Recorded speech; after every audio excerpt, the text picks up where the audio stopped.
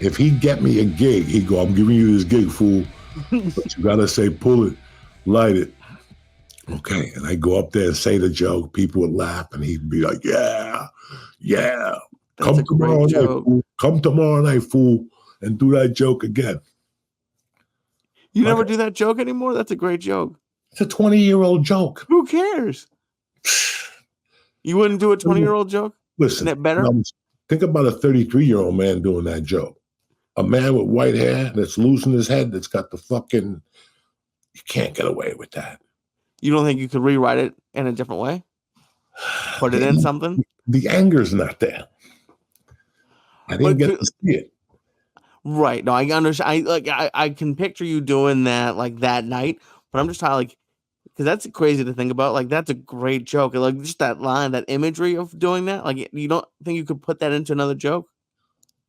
Anywhere I would use it, it's a lie. That's how I thought back then. That was the thought process back then. You know, I was more of a stoner. This chick used to make me fucking laugh, you know. Yeah, just fucking crazy. Like, it's crazy to think that you have so much material that'll never get seen. I got so much material that I don't remember. But none of it was exceptional at that time. Even towards the end, let's be honest, I had Mickey Mouse material.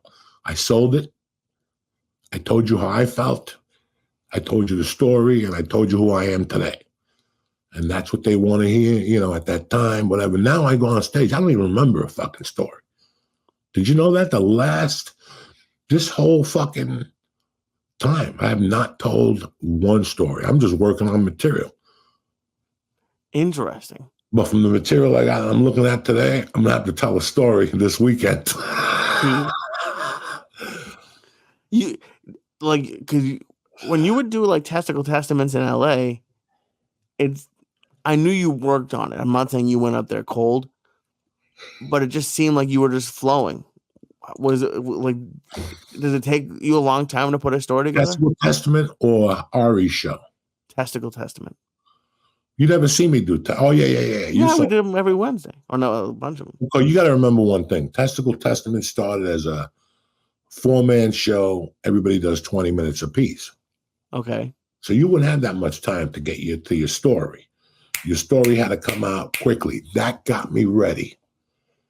That year we did that in the Belly Room with Jay Moore, Dice, fucking Scott Wolf. I mean, I had everybody. Glenn Plummer came through, the actor from Sons of Anarchy. I mean, I had so many guys come through and just tell a story. Don't worry about a laugh. Right. Tell me a story of what made you become a man. Don't tell me that you fucked a neighbor. No, nothing sexual. Tell me at what moment you knew you were a man. When your dad told you, some guy told a story that his father and him didn't talk for 4 years. And at this graduation, his dad pulled up to him, got out of the car, gave him a hug. And he goes, you became a man. You know, like he hadn't seen him. I don't remember the story, but everybody in the room was crying. Yeah. And that's what you want to portray that to me. So that opening of your guts was exposed to me in 98, 99. Nobody was doing it. What am I going to do that joke in Jacksonville? I'm going to talk about my dad beating up some fucking guy in the street. By that time, I wasn't even focused on that. Those stories would come out once in a while. And what happened was I was doing a gig with this fucking hillbilly, right, in 1995. This is a rough fucking story, right? We got a couple minutes. I'm doing this fucking show with this hillbilly. I get a call. The lady wants to use me, but on one condition, that I drive this Gugoots. All right. He's going to pay for the driver's license. So I'm not going to mention his name and throw him under the bus, right? So I'm living in Seattle. It's 95. We do Friday, Saturday, Sunday. I'd love to tell you where. I don't even remember. It could have been the 3 cities, the Tri-Cities. They had the Volcano Room on Thursday, Friday, Saturday, but it wasn't. That's why there was a Sunday involved. So it could have been we did like the Volcano Room, and then we did Moscow, Idaho. Okay. You have a connection to Moscow, Idaho. I do? Yeah. What's that? What was the quarterback before Brady? Bledsoe. Where did he go to college? I'm guessing somewhere in Idaho. I used to see him at the airport all the time. I used to see him, for some reason, there was a gig there that was booked by John Fox, and it was Wednesdays and Saturdays. I told you, and their whole job was to kill the comic, to send them tequila with Tabasco in it. Oh, Jesus, yeah. Yeah, it's not good. But I fell for it one night, and I puked a few days. And then I got like a speeding ticket on the way home. I don't know what happened to that ticket. I didn't pay it, so who the fuck knows? But anyway. Allegedly. You know, you get in a car with somebody and you're telling stories, right? Okay. And this guy was a nerd, whatever. And we start telling stories, and I'm telling him my mother's bar. And I'm telling him what years they were. And he goes, "The cops ever come by?" And I go, "Yeah, there was a cop or two that came by and picked up an envelope, blah, blah, blah." Well, you know, I told him that like on a Thursday. Then Friday, we were talking about something else, me growing up in North Bergen or something.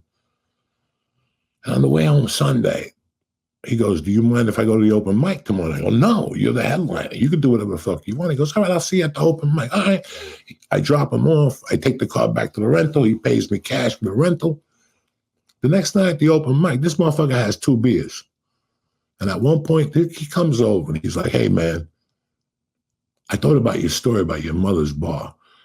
Do you think you're really proud that they paid cops off? So you're part of the fucking," I mean, he just got very Gentile on me. You know, this guy never read a book. He never, I can't even tell you where he's from because you'll go, "Oh yeah, he's a fucking bumpkin." So, you know, he going off on me, and I finally just told him, "Shut the fuck up." You know, and I left. I'm like this, but he made me feel bad. Like, he's like, this is like the first time I started telling stories, not on stage, just to like you. They'd say, "Where you from?" "North Bergen." So I never see the guy again. I just moved to LA. I get there on a fucking Monday night. I pull up on Fairfax. We take showers in the fucking trailer, me and my girl. We get dressed up to the nines. We go to Acapulco on Sunset. Not the first one, not Tripoli's club. Right. All the way around. Like, we have to be the Silver Lake. That was the best one. They had enchiladas and fucking nobody would go there. Where was I? So, turn off your TVs, run for your lives. It's over. They didn't put you on this planet just to give up. If Uncle Joey could do it, I could fucking rule the world. That's what you gotta be thinking. Welcome back to church, motherfucker!